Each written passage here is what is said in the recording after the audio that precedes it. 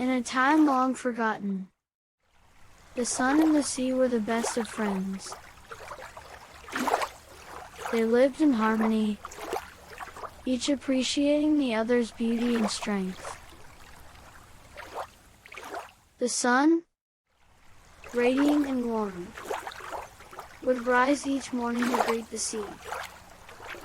Its golden rays would dance upon the sea's surface, creating a spectacle of shimmering light. The sea, vast and deep, would welcome the sun's warmth. It would reflect the sun's light, creating a mirror of the sky. But one day, the sun noticed that the sea was sad. Its waves were not as lively, its color not as vibrant. The sun asked the sea, "Why are you so sad, my friend?" The sea replied, "I am lonely. I see the world above me, but I can never be a part of it." The sun, feeling the sea's sorrow, decided to do something. It said, "I will give you a gift. Every evening, I will paint the sky with colors so beautiful that the world will come to you." And so, every evening, the sun would set, painting the sky with hues of orange, pink, and purple. The sea would reflect these colors, creating a spectacle so beautiful that people from all around would come to see. The sea was no longer lonely. It was filled with laughter and joy, as people would gather by its shores to witness the beautiful sunset. And so, the sun and the sea continued their friendship. Every morning, the sun would rise, warming the sea with its rays. And every evening, it would set, painting the sky with beautiful colors.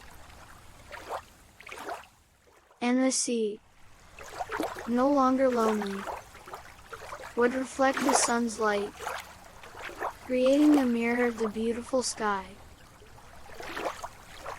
And in its depths, it held a deep appreciation for the sun, its friend who had brought the world to its shores.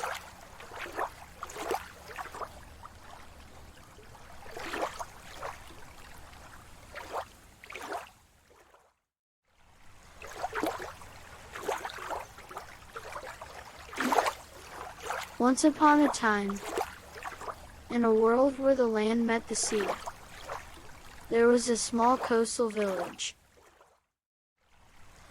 The villagers lived in harmony with the sea, their lives intertwined with its ebb and flow.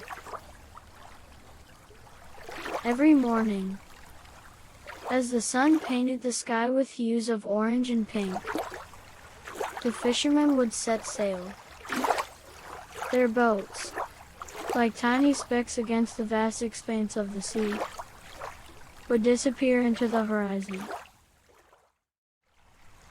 One of these fishermen was an old man named Elias. He was known for his tales of the sea, stories of mythical creatures and lost treasures. His eyes, as blue as the sea, held 1,000 secrets. One day, Elias set sail like any other day. But the sea was different that day. It was restless, its waves higher, its depths darker. As Elias ventured further, a storm began to brew. The sky turned dark, and the sea roared with fury. But Elias, with his years of experience, was not afraid. He fought the storm, his boat dancing with the waves. Hours passed, and finally, the storm subsided. Elias found himself in the middle of the sea, surrounded by nothing but water. Just when he thought he was lost, he saw something glimmering in the water. It was a golden fish, its scales shining like the sun. The fish spoke to Elias, promising to guide him home in exchange for its freedom. Elias agreed, and the golden fish led him back to his village. From that day forward, Elias became a legend in his village, his tale of the golden fish becoming a part of the village folklore. And so, the sea continued to be a part of their lives, a source of livelihood, a provider of tales, and a keeper of secrets. The villagers respected the sea, understanding its power and its mystery. And the sea, in its own way, loved them back. For it was not just a body of water, but a living entity, a part of their lives, their stories, and their hearts.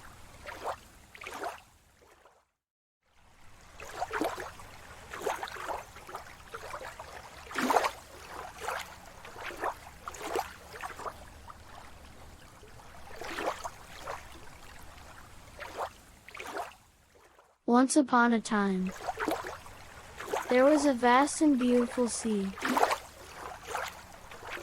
It was a sea that sparkled under the sun, its surface dancing with the light. The sea was home to a myriad of creatures, from the smallest plankton to the largest whales.